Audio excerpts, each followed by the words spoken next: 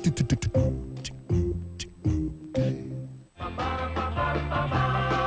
and gentlemen, from New York City, Gary Moore.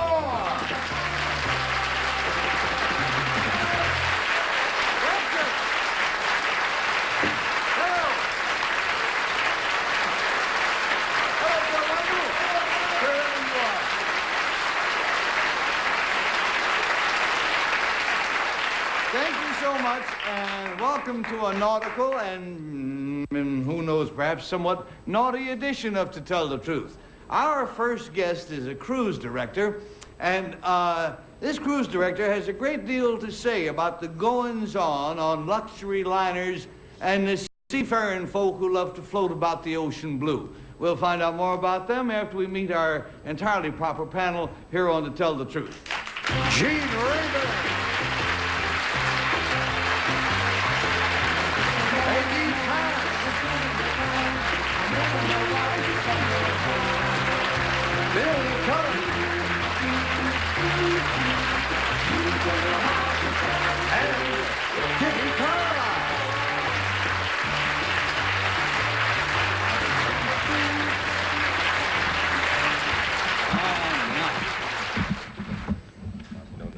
I want to tell you, I've been on ocean cruises, and I didn't run into any of this stuff. What? And either it didn't happen or I didn't get my share. I'm not sure which it is. But in any event, let us now meet our cruise director.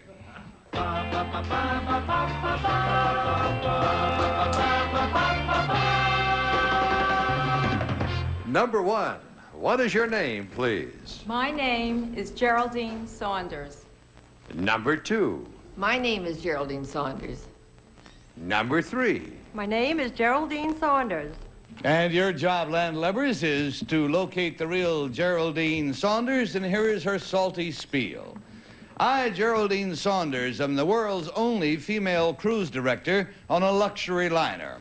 For the past 7 years, I've devoted 19 hours a day, 7 days a week, to making people happy, both on shipboard and in different ports of call. I've taught dancing, run bingo games, conducted charm courses, even acted as the ship's unofficial psychiatrist and matchmaker. Ah, yes, matchmaker. The wild, deliciously wicked world of the luxury liner invariably brings out the romance in one's soul. I've written a book about my life as a cruise director, in which I reveal everything from how to handle Godzillas to why Christmas cruises are the bane of our existence. My saucy book is titled The Love Boats, and it is signed Geraldine Saunders.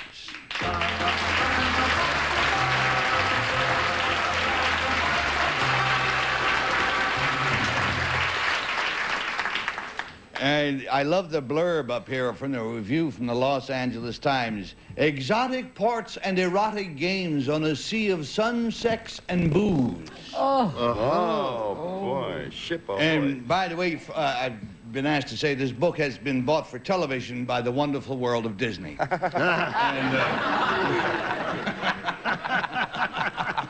no, actually, it has been bought for television for an NBC movie, and we'll be right back. Three very easy-to-look-at ladies, all of whom claim to be Geraldine Saunders, a cruise director on a luxury liner. And let's start the questioning, please, with Bill Cullen. Number two, for the sake of semantics, just to get it out of the way, what are Godzillas? Godzillas are usually a man or a woman, or can be a group of people who are the worst passengers. A cruise staff get together and decide who are the biggest complainers, and we call them Godzillas. And number one, the Los Angeles Review mentioned the erotic games in the book. What are some of these erotic games you play on your tours? Well, we play bingo. Oh, boy. Well,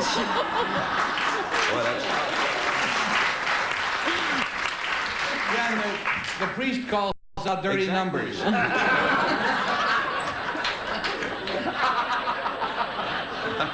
I don't know. Fred friends across the land. Gary Moore said that. Oh, you St. Michael. What, number 3, if I may change the subject briefly, these Christmas cruises that are the bane of your existence, what happens on a Christmas cruise?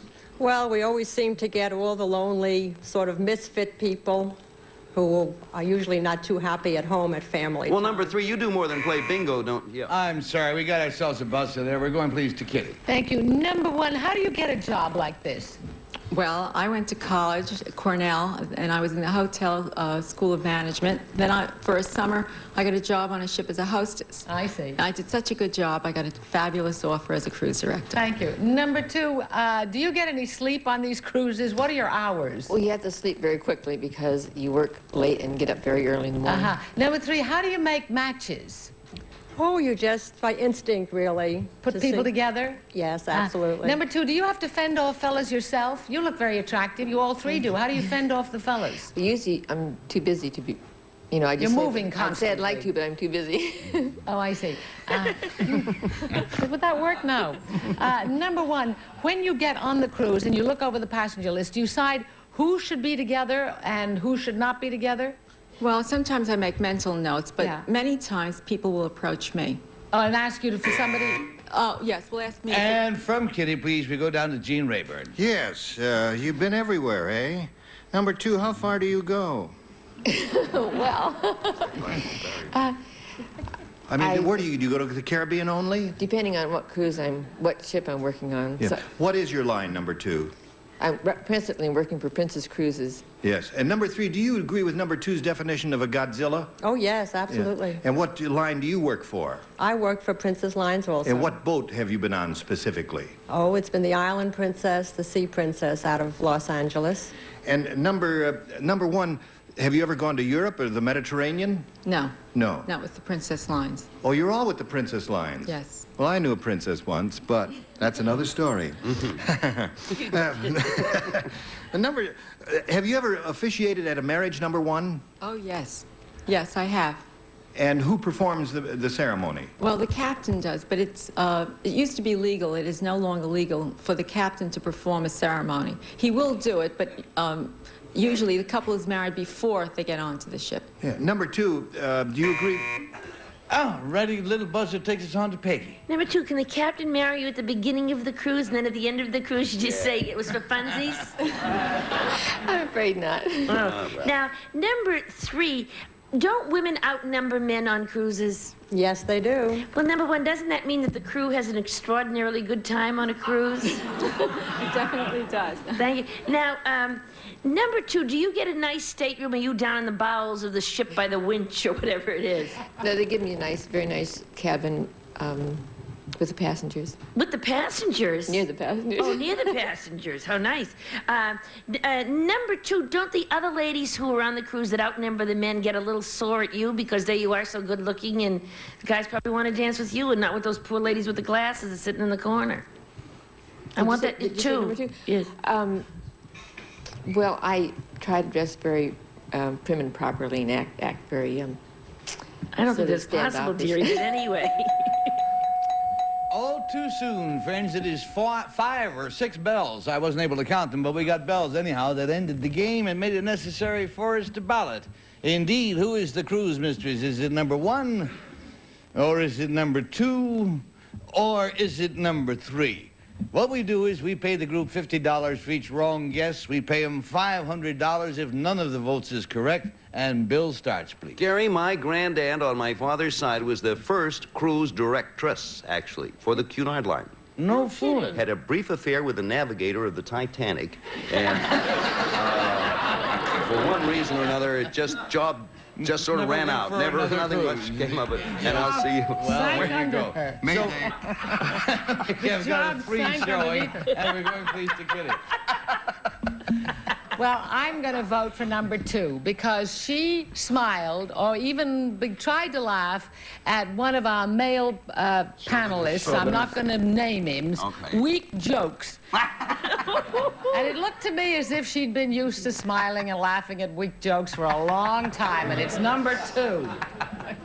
Well, let me apologize in advance. whoever it is, number 2, I didn't mean for it to be a weak joke. We were going on down, please, down to, What's his name? down there, Gene Rayford. Yeah. Look, Gary, I am absolutely positive it's number 1. I am quite young. I mean, she went to college and she studied and she just was very glib.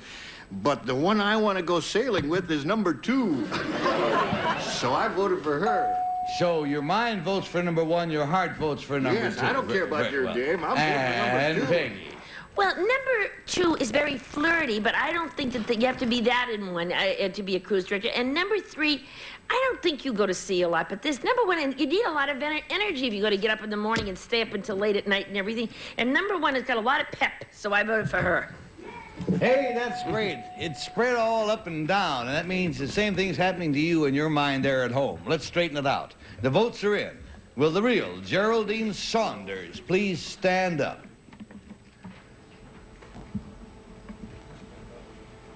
Geraldine!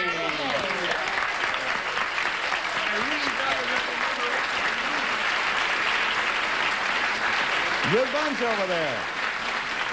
Let's find out who we all are. Number 1, please. What is your real name? What do you do? My name is Arlene Saunders, and I sell cookware for Allied Metal in New York. Ah. Not related.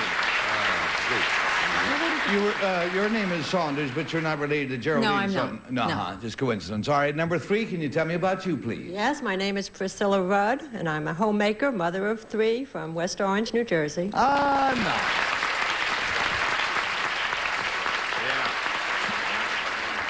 Geraldine Saunders, thank you very much. I hope the movie that you're making for NBC turns out well. Thank you. I'm very eager. They're going to test me for the part, so I'm keeping my fingers crossed that I get the lead in it. Wouldn't that be a lovely bonus? Thank you, Geraldine, and thank you, young ladies, also.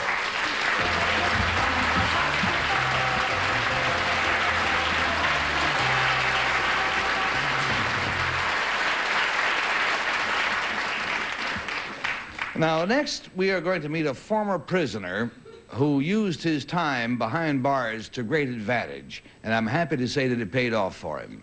We'll be right back. 419. Now let us say hello to a former convict.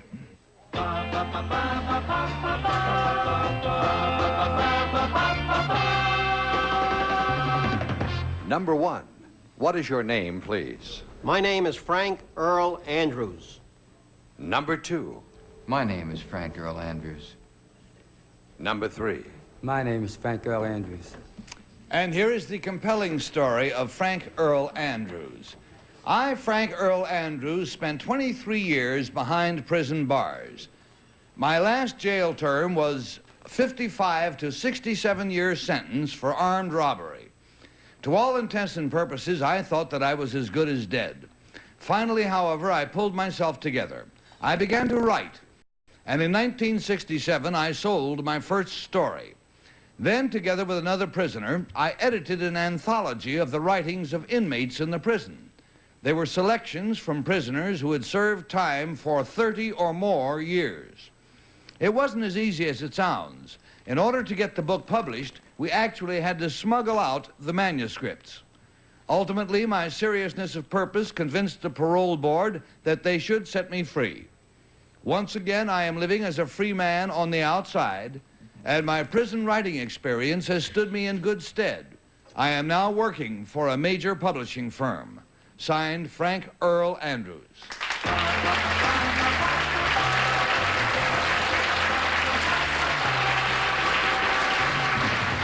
And let us start the questioning, please, with Miss Kitty Carlisle. That's fascinating. Number 2, I don't quite understand why you had to smuggle the manuscripts out. Well, that's because under prison regulations, you are only allowed to write to members of your immediate family, and there's also a problem of censorship that usually comes up. Oh, number 3, do they censor mail that goes out of prisons? In some prisons, they still do, but since the recent rash of prison rebellions, they've been negotiating and loosening up on the censorship. I see. Number 1, what kinds of stories were there? Were they about personal experiences? Both kinds. Personal experiences, plus some of the prisoners even wrote poems and just all types of stories. Number 2, now that you're out of prison after having been there 23 years, how long have you been out? About 3 months. 3 months. Do you find it hard on the outside? Well, it's different, that's all. It sure must be different. Number 3, what publishing firm do you work for? Pyramid Publications. And you, number 1? Permanent publication. Uh-huh. Number 2, what do you do? Sorry, Kitty, got a buzzer going down to Gene. Number 2, are they saying Pyramid Publications? Yes, Pyramid Publications. Is that there. here in New York, number 2? Yes, they're a paperback publisher. I see. Now, number 3, if you were sentenced 55 to 67 years, normally I assume you would be eligible for parole, and after a period of time, you get time off for good behavior, you would have gotten out. When would you have gotten out if you hadn't done the book? Well, I get off for parole in 1999. Was the earliest you were eligible for parole? No, I was eligible for parole in 11 years. After 11 years? Yeah. I see. And number 1, was it helpful to write the book? Did that get you out a little sooner? Absolutely. Without it, I would still be in. Number 2, what prison reform would you recommend more than any other since you've spent so much time? And where were you, number 2? Well, I'll answer that the other way around. First of all, I was at Joliet in Illinois, about 50 miles south of Chicago. Yes. And secondly, I would recommend conjugal visitations more than any other.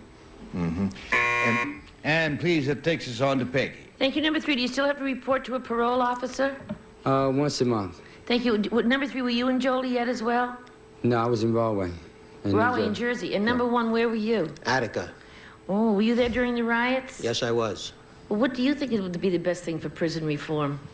Well, a whole list of things, including better food, better treatment of prisoners, better parole procedures, and I can go on and on. Thank you. Number 2, when you're in prison, do they search your cell ever? You know, just come in and just search your cell to see what you've got in there?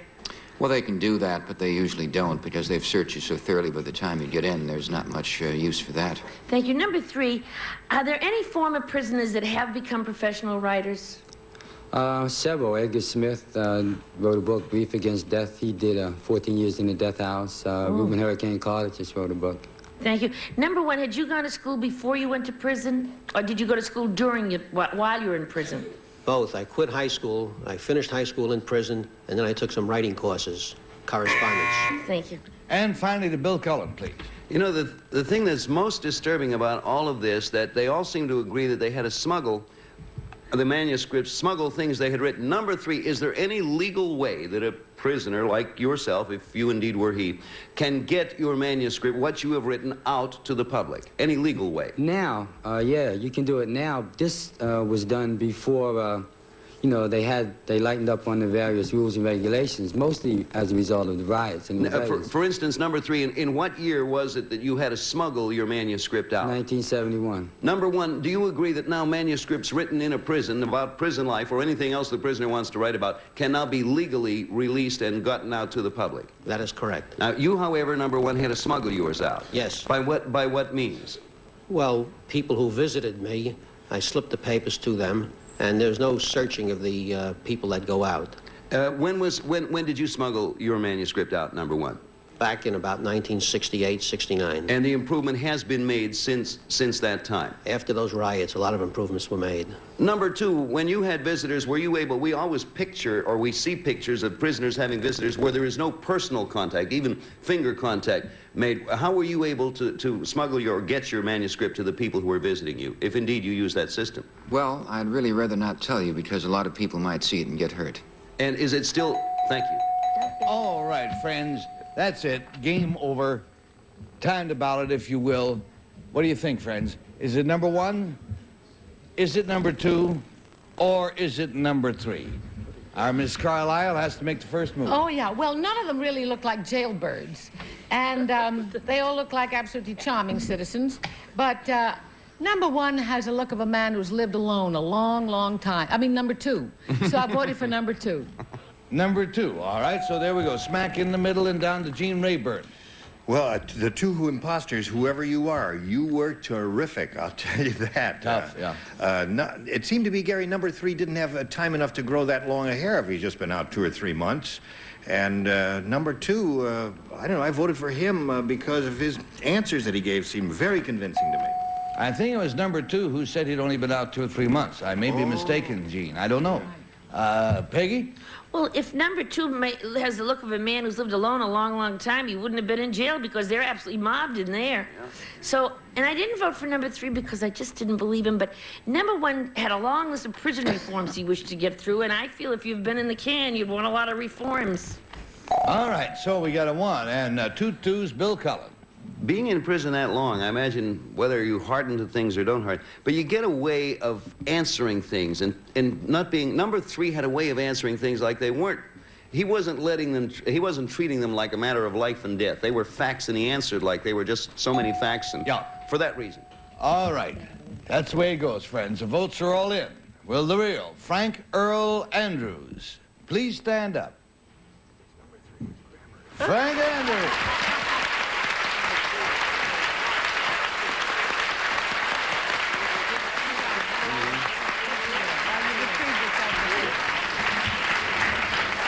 Guys, you made it tough for the panel. Let's all find out who we all are. Number 1, sir, what is your real name? What do you do? My name is Louis Crew, and I am responsible for a dial-a joke at New York Telephone. Well, no.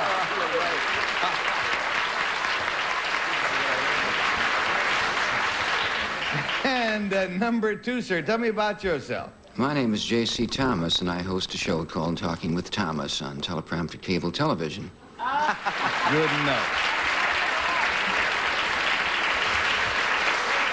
I understand, Frank, that you have a new book coming out. Is that so? Yeah, in February. It's titled Pros and Cons. Pros and Cons. Yeah. Well, good luck with it as well. And thank you very much, Frank Earl Andrews and friends.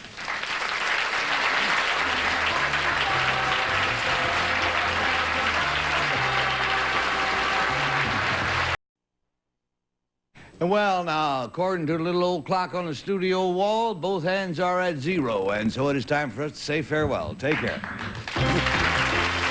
Remember when Regis got jiggy with it? I was trying to figure that one out myself. Eubanks was like totally radical. Picks up everything but girls. And contestants were far out. I haven't had so much fun since we had to drink moonshine for a week.